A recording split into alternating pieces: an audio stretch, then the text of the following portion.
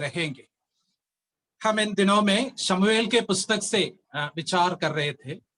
शमूएल का पुस्तक से तमाम बातों को हम देखा। हम बहुत गहरी सैद्धांतिक बातों को, डॉक्ट्रिनल सब्जेक्ट्स को नहीं देख रहे थे। हम थोड़ा प्रैक्टिकल बातों को हम विचार कर रहे थे, और इन बातों को हमारे जीवन में, मेरे जीवन में, आपके जीवन में प्रभु आशीष का कारण बनाने के लिए हम लोग प्रार्थना के साथ रहेंगे।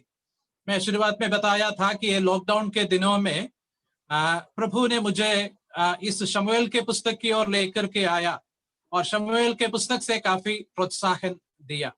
खासतौर से प्रभु के जो योजना इस पुस्तक में हम जो देखता है, जैसे प्रभु ने शमूएल को लेकर के आया, जैसे कैसे प्रभु ने शाऊल के बाद दाऊद को लेकर के आया, उनको अलग अलग प्रकार की जिम्मेदारी दिया, उनके जीवन में क्या क्या होने दिया, यह तमाम बात जीवन में आशीष का कारण बनने के लिए प्रभु मदद किया है। इसलिए इन बातों का आपके साथ में बांटने के लिए इच्छा रखा, और प्रभु हम हर एक को ये विचार आने वाले दिनों में आशीष का कारण बनाए।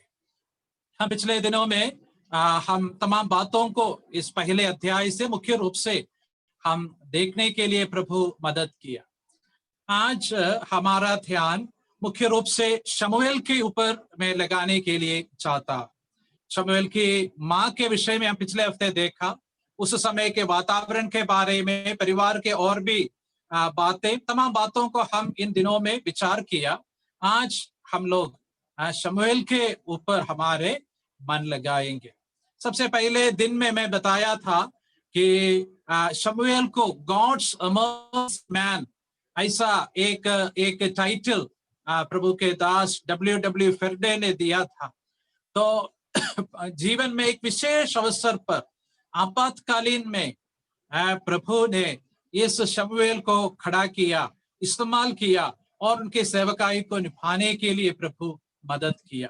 मैं और आप भी मुसीबतों का, मुश्किलों के दिनों में हम अभी है, और अभी भी हमें ऐसे लोग बनना चाहिए, शमूएल के जैसे लोग बनना चाहिए, ताकि इस इमरजेंसी के समय पर प्रभु हमको भी इस्तेमाल करे और हम प्रभु के लिए खड़े हो जाए, और हमारे द्वारा और भी लोग प्रभु में आगे बढ़ सके। शमूएल, वो शब्द का अर्थ के विषय में हम एक दिन विचार किया था। हर्ड ऑफ गॉड, नहीं तो आस्क्ड ऑफ गॉड, परमेश्वर से मांगा गया या परमेश्वर ने सुना, ऐसा एक अर्थ हम शमूएल ये नाम को दे सकते हैं। और इस शमूएल के विषय में आज हम कुछ बातों को देखेंगे, और उसमें हम थोड़ा समय लगा करके। पहली बात, हम इस शमूएल के बारे में जो मैं बताना, खासतौर में पिछले हफ्ते हन्ना के संबंध में जब बताया, उस समय मैं शेयर किया था, वो हम पहले अध्याय के 11 पद में से वो बात पढ़ा था, और उसने ये मन्नत मानी कि हे सेनाओं के यहोवा, यदि तू अपनी दासी के दुख पर सचमुच दृष्टि करे और मेरी सुधि ले, और अपनी दासी को भूल ना जाए, और अपने दासी को पुत्र दे, तो मैं उसे उसके जीवन भर के लिए यहोवा को अर्पण करूंगी, और उसके सिर पर छुरा फिरने ना पाएगा। हमको मालूम है ये हन्ना का एक फैसला है, प्रभु के सामने उसका एक निर्णय है, उसका समर्पण है ये। और आज हम उस बात को जब देखते हैं, हम शमूएल के तरफ से जब देखेंगे, हम ये देख सकते हैं कि शमूएल को मालूम नहीं था कि उसकी मम्मी ने इस प्रकार एक समर्पण परमेश्वर के सन्मुख में किया है, क्योंकि उसके जन्म से पहले ही ऐसा हुआ था। लेकिन शमूएल का जन्म हुआ, धीरे धीरे शमूएल बढ़ता गया। शमूएल को यह मालूम पड़ा कि मैं बाकी लोगों के समान नहीं, मैं एक विशेष व्यक्ति हूं, क्योंकि मुझे एक नाजीर के रूप में परमेश्वर के सम्मुख में समर्पण किया गया है। नाजीर, उसके बारे में हम विचार किया, और नाजीर का विशेषता हमने देखा था। वो कोई अंगूर के चीज नहीं खा सकते, वो अपने बाल को एकदम लंबा रखना है, उसमें कुछ छुरी नहीं फेरना है, और वो कोई अपवित्र वस्तु को, यानी किसी के डेड बॉडी को वो छूना नहीं। तो Samuel was a Nazirite. It was the commitment of Hannah. लेकिन सैमुअल उस माँ की कमिटमेंट को माना और he continued as a Nazirite. वो एक नाजिर के रूप में अपना जीवन को आगे व्यतीत किया। ऐसा नहीं कि जब वो समझदार हो गया, वो ऐसा नहीं बोला कि ये तो मेरा फैसला नहीं था, मेरी मम्मी की फैसली थी और मैं इसलिए ऐसा नहीं रह सकता हूँ, मैं अपना मजा मस्त या मनमानी का जीवन बिताना चाहता हूँ। ऐसा उसने नहीं किया था। जो समर्पण उसकी माँ के अंदर थी, वो समर्पण उसके जीवन में भी हम देखते हैं, और जीवन भर एक समर्पित व्यक्ति के रूप में जीवन बिताने के लिए, एक नाजीर के रूप में जीवन बिताने के लिए वो तैयार हो गया। So he honored the commitment of his mother and continued as a Nazirite. दूसरी बात मैं उसमें से ये बताना चाहता हूँ, हम इस व्यक्ति के बारे में जब देखते हैं, पहले अध्याय का 24 पद से 28 पद तक, first Samuel chapter 1 versus 24 to 28, हम जब ये हिस्सा पढ़ेंगे वहां पर हम ये देखते हैं कैसे हन्ना और एल्काना शमूएल को परमेश्वर के भवन में शीलो में लेकर के गया और वहां पर उसका समर्पण किया, उसको दे दिया, परमेश्वर के लिए दे दिया करके हम वहां पर पढ़ते हैं। तो हम उस हिस्सा को जल्दी थोड़ा देखते हैं। पहले अध्याय का 24 to 28, जब उसने उसका दूध छुड़ाया तब वो उसको संग ले गई और 3 बछड़े और एपा भर आटा और कुप्पी भर दाखमधु भी ले गई और उसके लड़के को शीलो में यहोवा के भवन में पहुंचा दिया। उस समय वो लड़का ही था। तो हम उसके 24 पद को अभी पढ़ा। हम वहां पर देखते हैं कैसे वो माता पिता जो है शमूएल को शीलो में परमेश्वर के भवन की ओर लेकर के गया है। उन लोग जब लेकर गया, उन लोगों के मन में एक विचार के साथ अभी जा रहे, ये बच्चा अभी तक चाहे वो कितना भी उम्र हो, हमें उम्र यहाँ पर बताया नहीं है, पर तो मालूम है कि ये लड़का ही है, बालक ही है, और वो अपने वो छोटे ही उम्र में ही ये बच्चा को हम परमेश्वर के हाथ में दे रहे हैं और ये बच्चा अभी हमारे साथ वापस नहीं आएंगे, ये परमेश्वर के लिए अभी तक हमारे साथ रहा, पर तो अभी वो हमसे अलग रहने के लिए जा रहे। ये विचार के साथ ही उन लोग उस बेटा को लेकर के गया। हम यहाँ पर केवल उसके माता पिता का ही नहीं, पर तो शमूएल का कॉन्सिक्रेशन, अपने आप को परमेश्वर के लिए सौंपना, परमेश्वर के कार्यक्रम के लिए सौंपना, वो समर्पण, वो हम यहाँ पर देखते हैं। You can see the consecration of Samuel here. वो जब परमेश्वर के मंदिर की ओर जब जा रहे, 3 चीज लेकर के जा रहे। क्या क्या है ये 3 चीज? हम यहाँ पर पढ़ते हैं, बछड़े,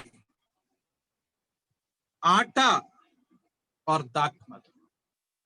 अभी कुछ ट्रांसलेशंस में ऐसा है 3 बछड़े है, कुछ ट्रांसलेशन में है 1 बछड़ा है, 3 साल का 1 बछड़ा है, ऐसा कुछ ट्रांसलेशंस में है।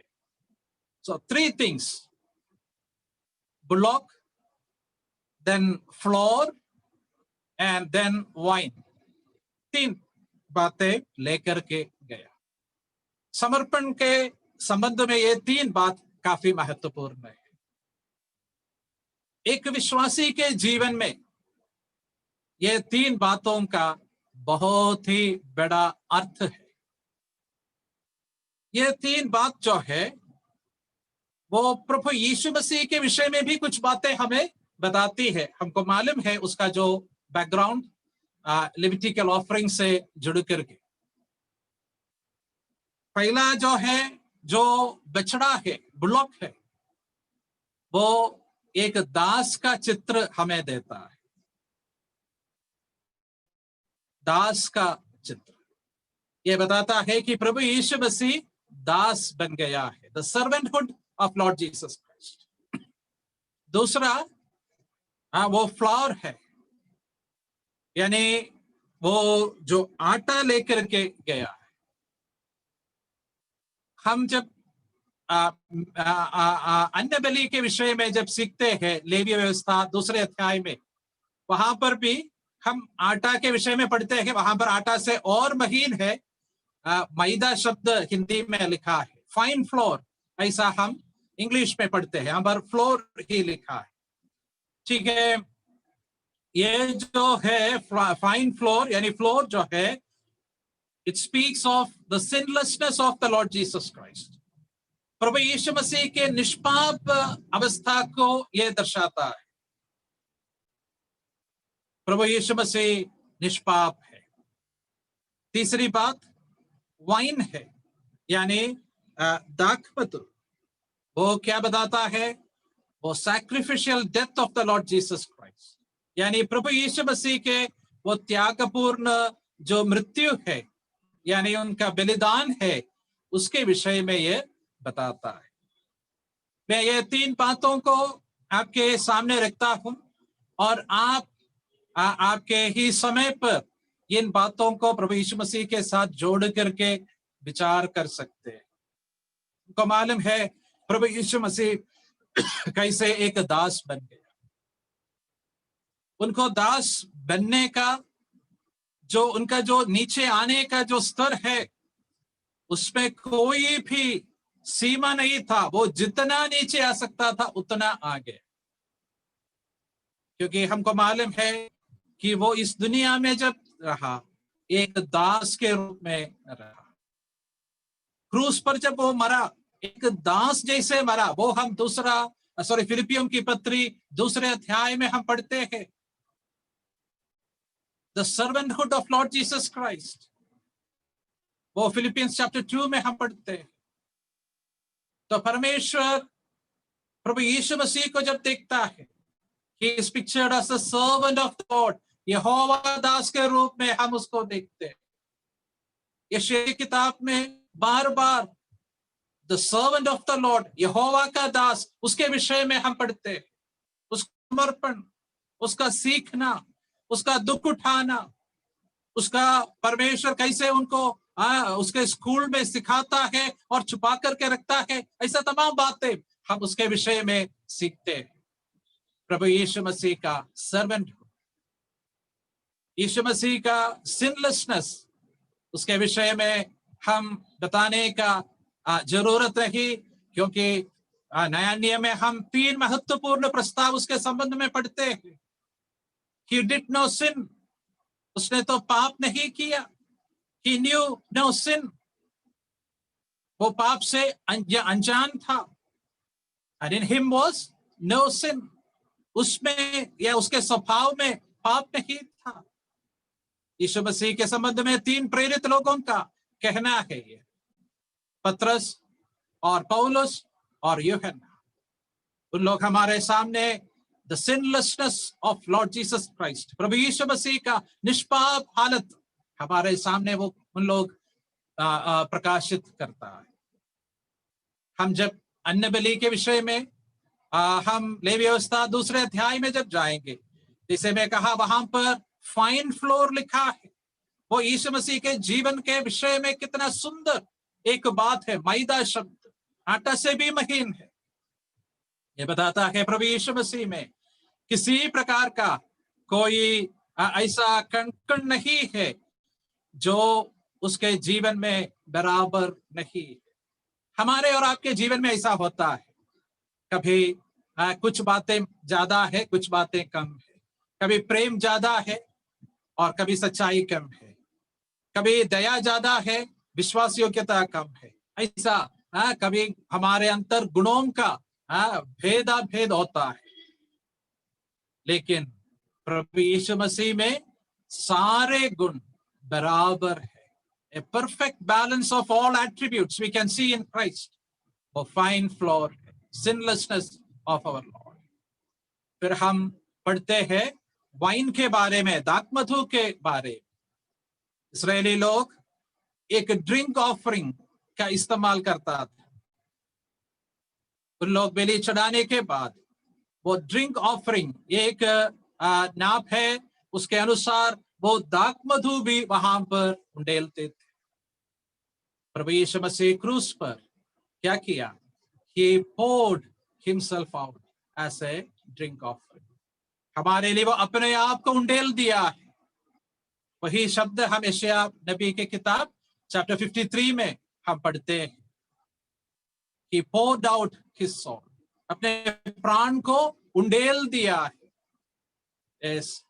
ये बातों को हम यहाँ पर देख सकते हैं। परंतु हम शमूएल के विषय में सीख रहे हैं, और शमूएल हमको क्या बताता है मालूम?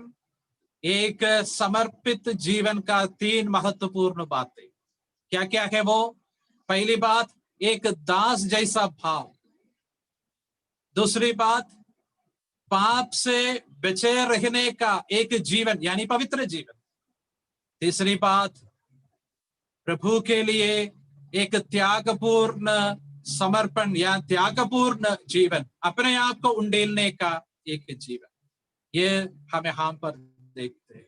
शमूएल के विषय में कितना सही है।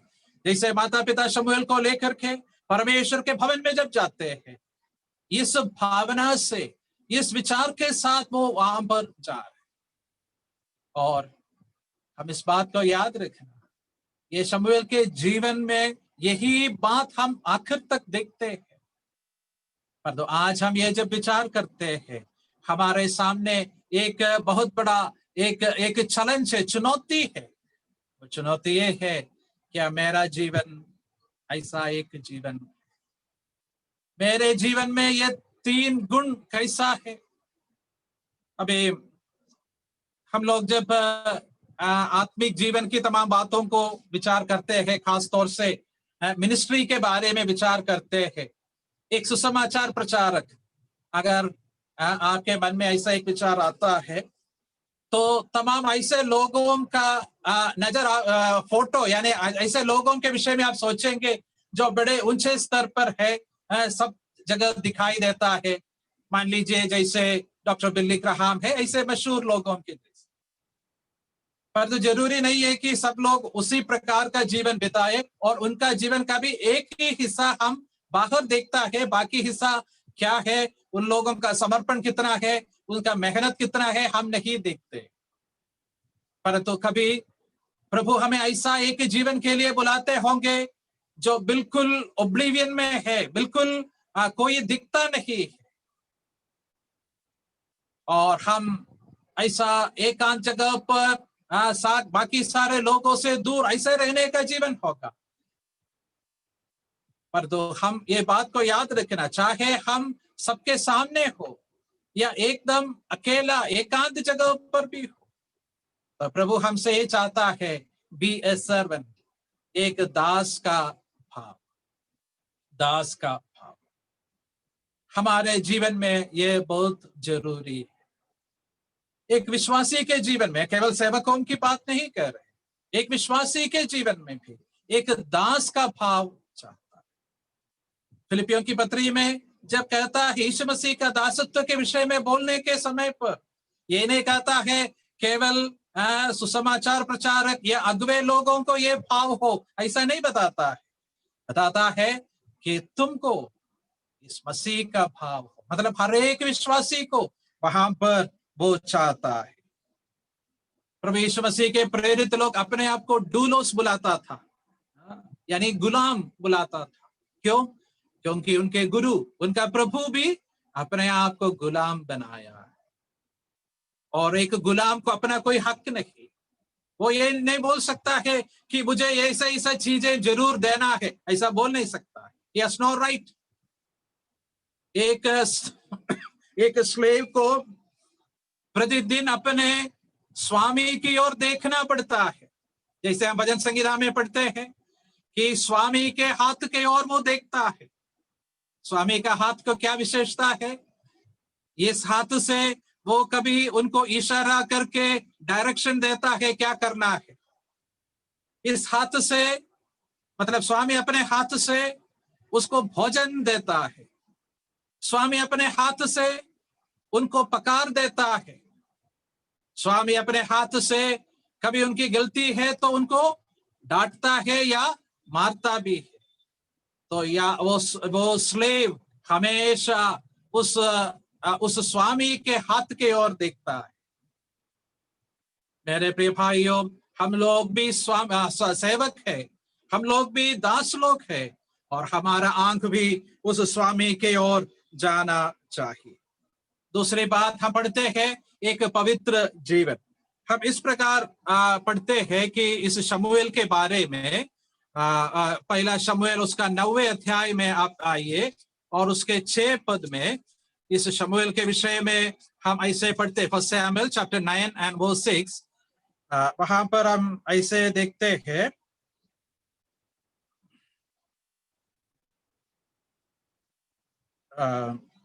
उसने उससे कहा, सुन, इस नगर में परमेश्वर का एक जन है जिसका बड़ा आदरमान होता है, और जो कुछ वो कहता है वो बिना पूरा हुए नहीं रहता है। तो हम यहाँ पर पढ़ते हैं कि उन लोग उस शमूएल के बारे में कहता है, ये परमेश्वर का जन जो बड़ा आदरमान है, ऑनरेबल मैन, ये ऑनर उनको कहां से मिला? अब आइए 12 अध्याय में, चैप्टर 12 एंड वर्स 3, वो स्त्री में हम इस प्रकार पढ़ते हैं, तीसरे पद में हम इस प्रकार पढ़ते हैं, 1 Samuel chapter 12 and verse 3, मैं उपस्थित हूं, इसलिए तुम यहोवा के सामने और उसके अभिषिक्त के सामने मुझ पर साक्षी दो कि मैंने किसका बैल ले लिया, वह किसका गधा ले लिया, वो किस पर अंधेर किया, वो किसको पीसा, वो किसके हाथ से अपनी आंखें बंद करने के लिए घूस लिया, बताओ, और मैं वो तुमको फेर दूंगा। यहां पर शमूएल देखो लोगों के सामने एक चैलेंज रखता है, और वो चैलेंज रख करके वो ये कहता है कि तुम बताइए मेरा जीवन तुम्हारे नजर में कैसा रहा? क्या मैं ऐसा कोई अपवित्र काम किया है, ऐसा कोई गलत काम किया है? His life was without blemish. His life was blameless before the congregation, before the children of Israel. इस्राएल के सामने एक कलंक रहित जीवन वो बिताया। कितना अच्छा एक नमूना है। मैं जब अपने जीवन को देखता हूं, या हम हर एक व्यक्ति अपने अपने जीवन की ओर जब देखेंगे, हमको मालूम है कि शायद हम घूस नहीं लिया होगा या ऐसा कुछ बड़ा काम नहीं किया होगा, परंतु कितने बार हमारे जीवन में पवित्रता खो गया है। शायद बातचीत करने में होगा, शायद हमारे इच्छाओं में होगा, शायद जीवन के अलग अलग बातों में होगा, लोगों से हमारा जो व्यवहार है उसमें होगा, लेन देन में होगा। हमारे जीवन में कितने बार हम लोग पवित्रता को खो बैठा हो। यहाँ पर शमूएल लोगों के सामने चुनौती रख करके कहता है, तुम में से कौन बता सकता है कि मैंने तुम्हें धोखा दिया है, तुम्हारे साथ गलत काम किया है। हम पहला थिस्सलुनीकियों 4 अध्याय में इस प्रकार एक आयत पढ़ते हैं, पहला थिस्सलुनीकियों और उसका 4 अध्याय और उसका 3 पद। वहां पर हम ऐसे देखते हैं, क्योंकि परमेश्वर की इच्छा ये है कि तुम पवित्र बनो, अर्थात व्यभिचार से बचे रहो। 1 Thessalonians chapter 4 and verse 3, अब वहां पर पढ़ते हैं कि परमेश्वर की इच्छा क्या है? तुम लोग पवित्र बनो। This is the will of God. परमेश्वर की इच्छा ये है। अगले आयत में भी हम यही बात पढ़ते हैं, और तुम में से हर एक पवित्रता और आदर के साथ अपने पात्र को प्राप्त करना जाने। तो परमेश्वर यहाँ पर हमको बताता है, परमेश्वर की इच्छा हमारे जीवन में जो पवित्रता होना वो है। शमूएल के जीवन में शमूएल बता सकता है, मैं तुम्हें से किसको सामने कौन सा गलत काम किया। उनके सामने शमूएल का जीवन एक पवित्रता का जीवन था। और हम ऐसे भी देखते हैं कि वाइन के बारे में बताया, उनका जो त्यागपूर्ण जीवन के बारे में हम लोग विचार किया।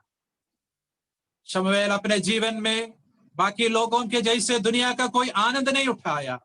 उनका जीवन शुरुआत से अंत तक जीवन भर वो उंडेला जाने वाला एक जीवन था। हमको क्या मिलेगा ये तो नहीं था शमूएल का विचार। शमूएल का विचार केवल यही था, व्हाट कैन आई गिव, मैं क्या दे सकता। आज परमेश्वर हमको भी मदद करे, हम भी देने वाले बने। परमेश्वर के लिए हमारे ताकत, हमारा समय, हमारा कुछ हम देने वाले बने। एक उंडेलने का जीवन, ए लाइफ ऑफ ड्रिंक ऑफरिंग। प्रेरित पौलुस इसके विषय में दूसरा तिमुथियुस और उसका 4 अध्याय के 6 पद में कहता है, 2 तिमुथी चैप्टर 4 and verse 6, मैं अर्क की नाई उंडेला जाता। कितना सही है उनका जीवन में। और वो शब्द वो कहता है उनके मरने से पहले, उनके मृत्यु का दिन जैसे नजदीक आया, उस समय वो ये कहता है। हमारे प्रभु यीशु मसीह के बारे में हम क्या पढ़ते हैं? यीशु मसीह के विषय में हम पढ़ते हैं कि उसके आगे जो आनंद धरा था, उस आनंद को देखकर वो क्रूस को सह लिया। Hebrews chapter 12 and verse 2, जो आनंद उसके सामने रखा था और उस आनंद के वजह से वो दुख को उठा। हम यहाँ से एक बात सीखते हैं, आज हमें एक त्यागपूर्ण जीवन बिताना है, या हमारे जीवन में आज का आनंद के विषय में हमको सोचना नहीं है। जो भी आनंद है वो सब प्रभु के कदमों में हम दे, क्योंकि हमें आगे एक आनंद रखा है। एक दिन हम इस दुनिया का जीवन छोड़ेंगे, एक दिन हम प्रभु के सामने खड़े होंगे, और उस समय हमको पता चलेगा कि हम इस दुनिया में एक सैक्रिफिशियल लाइफ बिताने का क्या आनंद रहता है। अभी हमको उसका आनंद का अर्थ समझ में नहीं आता। पौलुस कहता है, इसलिए मैं ये सब कुछ सहता। I suffer all things, therefore I suffer all things. सब कुछ मैं सह लेता हूं, क्योंकि वो कहता है कि मैं जिस पर विश्वास किया मैं वो जानता हूं, वो मेरे उस छाती को उस दिन तक बचा करके रखेगा, संभालेगा। तो परमेश्वर हमको मदद करे कि हम भी इस प्रकार का ये थ्री-फोल्ड कॉन्सेक्रेशन ऑफ सैमुअल हमारे जीवन में भी हम उसको काफी महत्व दे सके। शमूएल के विषय में हम अगली बात ये विचार करते हैं, पहला शमूएल और उसका 2 अध्याय और उसका 11 पद में, 1 Samuel chapter 2 and verse 11, वहां पर हम उसके विषय में पढ़ते हैं। तब एल्काना रामा को अपने घर चला गया और याजक के सामने यहोवा की सेवा टहल करने लगा। आप उस शमूएल याजक बालक को देखिए, अभी तक उसके माता पिता के साथ वो रहा, अभी परमेश्वर के सन्मुख में लेकर आया, उनको वहां पर परमेश्वर के लिए दे दिया। अभी आप उस व्यक्ति को देखिए, उनके जीवन में हम क्या देखते हैं? He is ministering unto the Lord. वो परमेश्वर के लिए सेवा कर रहे, यहोवा का सेवा वो कर। वहां पर वो शब्द कितना अच्छा है, यहोवा की सेवा टहल करने लगा, ministering unto the Lord। वो तो एली के सामने खड़े हैं, पर वो जो भी कर रहे, एली को शायद तमाम बातों में मदद करता होगा, पर तो वो कुछ करता है, उनके मन में एक ही भाव है, I am doing it for the Lord. मैं ये प्रभु के लिए यहोवा की सेवा टहल कर रहे। मंदिर में जो भी सेवा है, it is ministering unto the Lord, ये प्रभु के लिए है। कलीसिया में भी ऐसा है, जो भी सेवा हम कलीसिया में करते हैं, it should be unto the Lord, ये प्रभु के लिए होना है। शायद गीत गाने का सेवा होगा, शायद प्रचार करने का सेवा होगा, शायद प्रार्थना करना होगा, शायद मीटिंग रूम तैयार करने की बात होगा, शायद विश्वासियों को कुछ खाना या चाय वगैरह पिलाने का काम होगा। जीवन में हम कलीसिया के लिए जो भी करते हैं, कलीसिया की भलाई के लिए हम जो भी करते हैं, हम याद रखना, we are not doing it unto the church or unto the assembly, but we are doing it unto the Lord. वो हम प्रभु के लिए करना। मुझे वो शब्द बहुत अच्छा लगा कि Samuel was ministering unto the Lord. जब ये पर्सपेक्टिव, ये नजरिया हमारे आपके जीवन से हट जाएगा तो क्या समस्या है मालूम? हमारा सेवकाई एक अलग रूप लेता है। हम जो भी करता है सब लोगों के लिए करता है। हम फिर जो भी करता है कि परमेश्वर के लिए नहीं, केवल लोगों को दिखाने के लिए करता है। हम जो भी करता है परमेश्वर को नहीं, परंतु लोगों को खुश करने के लिए करता है। पर्सपेक्टिव बदल जाता है जीवन का, सेवकाई का, कलीसिया से हमारा संबंध रखने का, सब पर्सपेक्टिव बदल जाता है। हमारे आत्मिक का पर्सपेक्टिव कैसा है? क्या हम जो भी करता है प्रभु के लिए करते हैं, इस विचार से हम करते हैं? प्रभु हमें उसके लिए सहायता और मदद करे।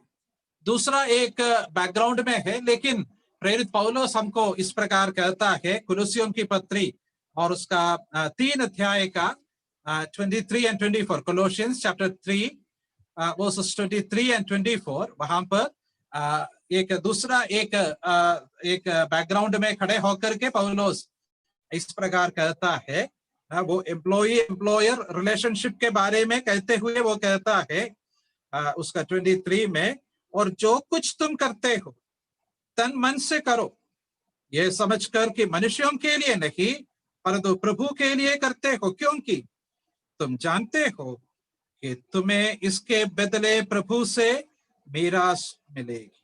तो प्रभु यीशु मसीह की सेवा करते। आप समझिए, ये कोई चर्च की सेवा के बारे में नहीं कहता है। एम्प्लॉय एम्प्लॉयर रिलेशनशिप है, मतलब मालिक और गुलाम का जो रिलेशनशिप के बारे में कहता है। एक विश्वासी जो अपने कार्य क्षेत्र में, कर्म क्षेत्र में कैसा रहना है, ऑफिस में या किसी अन्य स्थानों में करता है, काम करता है, कहीं भी हो, वहां पर वो कैसे रहना, उसके विषय में कहता है। और हम पढ़ते हैं, तुम जो भी करते हैं किसके लिए करना? प्रभु के लिए करना, मनुष्यों को दिखाने के लिए नहीं करना, प्रभु के लिए करना। और ऐसा करने से क्या फायदा है? वर्स 24 में हम पढ़ते हैं, इनाम प्रभु देगा, प्रतिफल प्रभु देगा। तो कभी मैं जब आगरा में जब रहता था थोड़ा समय, एक भाई को गिफ्ट देने के लिए एक कुकर खरीदने को मैं और आगरा में जो प्रभु के दास है प्रभु भाई चार्ली जॉन, हम एक दुकान में गए। तो दुकानदार हमसे पूछा, ये कुकर किसके लिए है, आपके लिए है या किसी को देने के लिए? मतलब उनका पूछने का मतलब ये है, अगर आपके लिए है तो आप बेस्ट क्वालिटी कुकर ले लीजिए, अगर किसी को देना है आप सस्ता एक कुकर खरीद करके दे दीजिए। कैसा हिसाब है ये?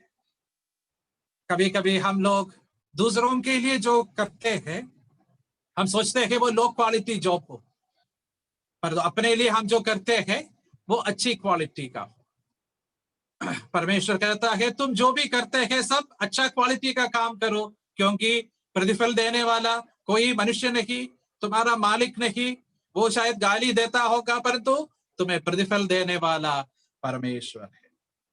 तो शमूएल, he was ministering unto the Lord. प्रभु हमसे चाहता, हर एक विश्वासी से चाहता है, चाहे हमारा सेवा कलीसिया में हो, सुसमाचार की सेवा हो, या हमारे और ऑफिशियल ड्यूटीज हो, सेक्युलर हो, कहीं भी हो, प्रभु हमसे चाहता है, let us serve unto the Lord, let us do unto the Lord. प्रभु के लिए हम करें और प्रभु उसके लिए इनाम देगा, प्रभु उसके लिए इनाम देगा। हम प्रकाशित वाक्य में इस प्रकार एक आयत पढ़ते हैं, प्रकाशित वाक्य 21:2। वहां पर नया यरूशलेम उसके विषय में हम ऐसे पढ़ते हैं, रेवलेशन चैप्टर 21 एंड वर्स 2। फिर मैंने पवित्र नगर नए यरूशलेम को स्वर्ग पर से परमेश्वर के पास से उतरते देखा, और वो उस दुल्हन के समान थी जो अपने पति के लिए श्रृंगार किए। देखिए, एक दुल्हन है और दुल्हन अपने आप को बहुत सजाया है, पर तो किसके लिए सजाया? अपने पति के लिए। आपको मालूम है दुल्हन कलीसिया है और दुल्हा प्रभु यीशु मसीह है। और हमारा सारा सजावट, हमारा जो भी हम कर रहे हैं, let it be for the bride groom, let it be for the Lord. हमारा सेवा का, जीवन का डायरेक्शन, उसका जो दिशा है वो प्रभु की ओर जाने के लिए प्रभु हमें मदद करे। हम जब ऐसे करते हैं, प्रभु के लिए जब जीवन बिताते हैं, वो प्रभु के लिए भी स्वीकार योग्य होगा और बाकी लोगों के लिए आशीष का कारण भी होगा। ये परमेश्वर का वचन का एक प्रिंसिपल है। Glory to God and peace to men. Yeshu Masih के जन्म के समय उन लोगों का जो गीत, एंजल्स वॉइस ये था, एंजल्स का जो, स्वर्गदूतों का जो संगीत ये था कि परमेश्वर की महिमा और लोगों के लिए शांति या सलाम। और परमेश्वर के वचन में ये पॉलिसी परमेश्वर रखा है। हमारे जीवन में भी हमारा प्रिंसिपल हमको ये रखना है। If we serve God, it would become a blessing to people.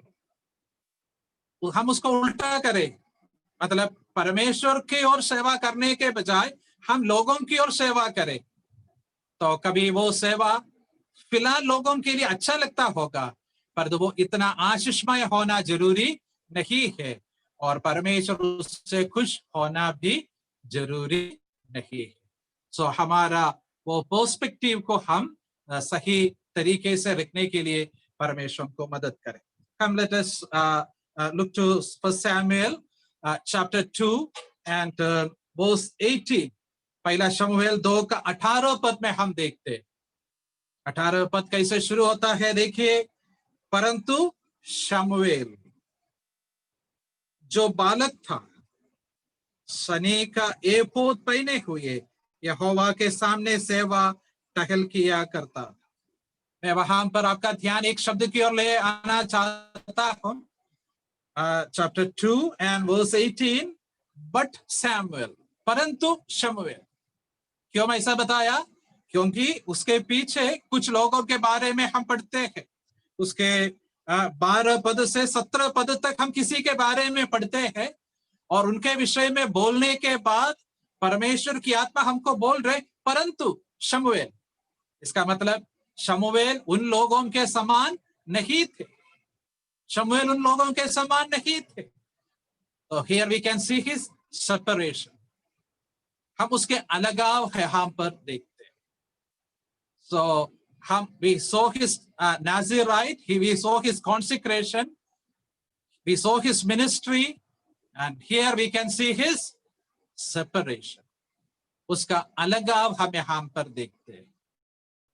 अभी इसके पीछे जिन लोगों के विषय में हम पढ़ते हैं, उनके बारे में क्या क्या बताया है, वर्णन करने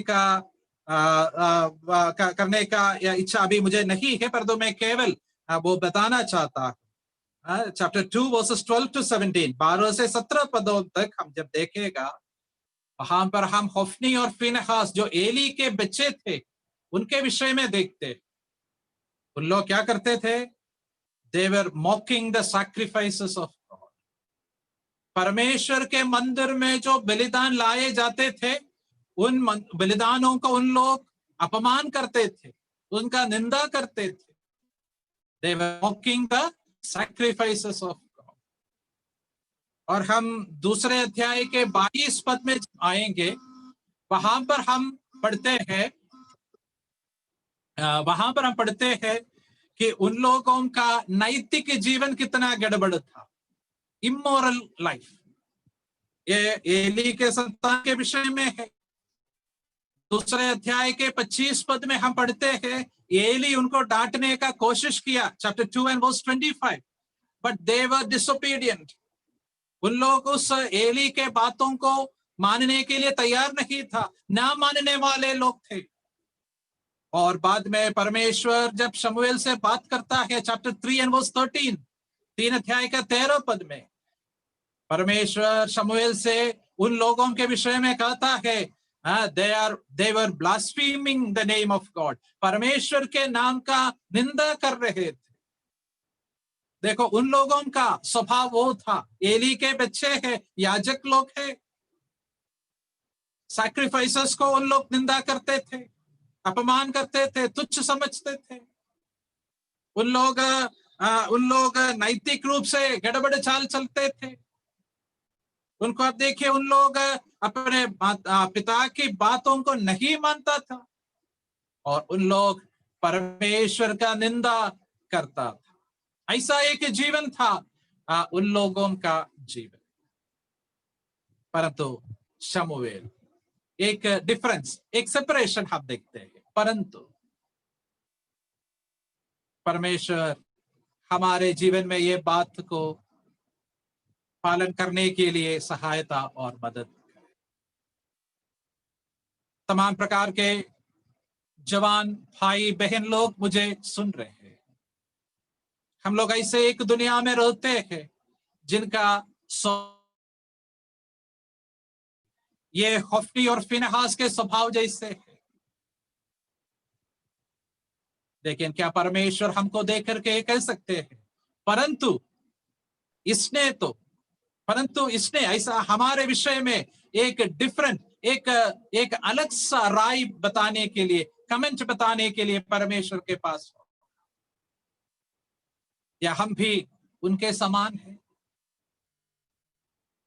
हमारे जीवन भी हम उस तरह बिताते हैं? हम कभी लोगों से जब मिलते हैं, पता चलता है लोगों का जीवन कितने बड़े गड्ढे में गिर गया है, और ऐसे दुनिया में हम रहते हैं। क्या हम भी उनके समान हैं? उनसे अलग, उनसे भिन्न रीति से सोचने के लिए, जीवन बिताने के लिए ये हमारी जिम्मेदारी है। उसके लिए परमेश्वर हमको मदद करे। हम यूसुफ के बारे में जब पढ़ते हैं, यूसुफ के विषय में एक शब्द परमेश्वर इस्तेमाल किया है कि जो अपने भाइयों से न्यारा है, who was separate from his brothers। जो यूसुफ का लाइफ एक सेपरेटेड लाइफ था। शमूएल का जीवन एक डिफरेंट, एक सेपरेटेड लाइफ था। और क्या मैं और आपका जीवन एक सेपरेटेड लाइफ है या कॉम्प्रोमाइज्ड लाइफ है? Are we people without a difference? क्या हम ऐसे लोग हैं जिनमें कोई भिन्नता दुनिया देख सकते हैं? परमेश्वर हमको मदद। प्रभु यीशु मसीह के विषय में हम इब्रानियों में पढ़ते हैं, सेपरेट फ्रॉम सिनर्स, पापियों से अलग। प्रभु यीशु मसीह का स्वभाव वो था, और शमूएल के जीवन में हम वो सद्गुण, वो क्वालिटी हम देखते हैं। हमारे जीवन में भी प्रभु ये देखना चाहता है।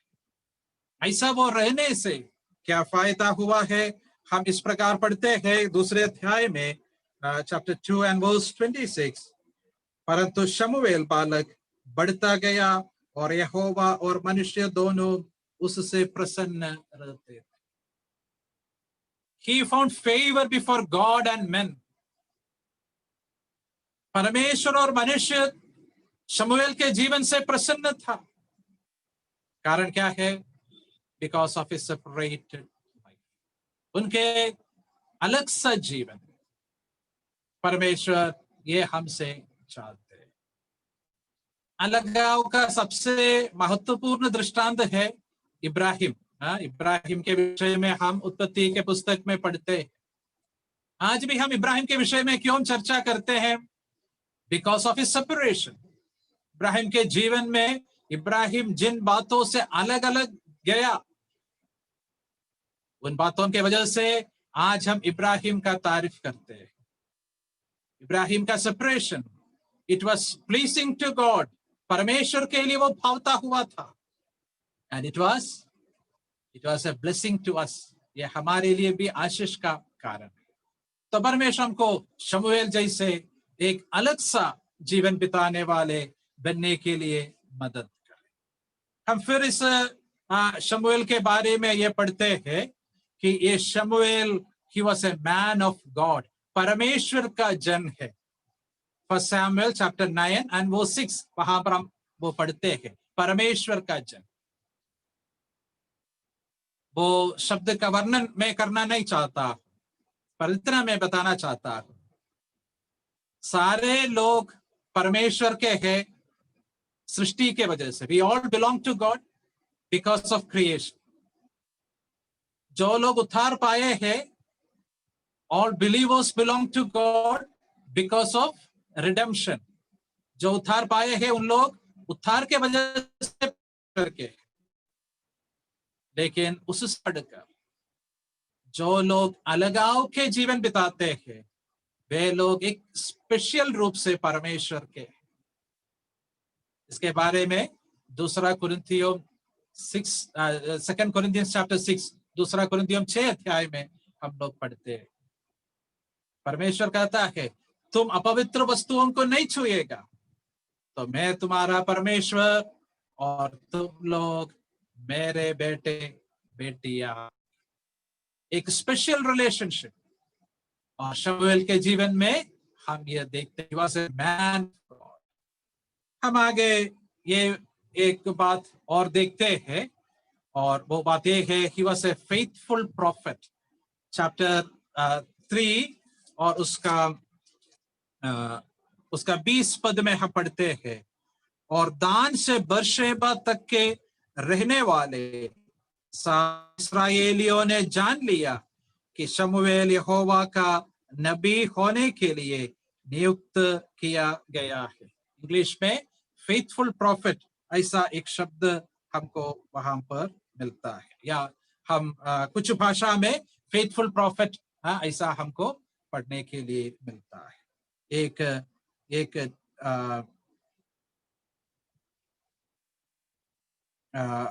हम ऐसा उसके विषय में वहां पर पढ़ते हैं। He was a faithful prophet.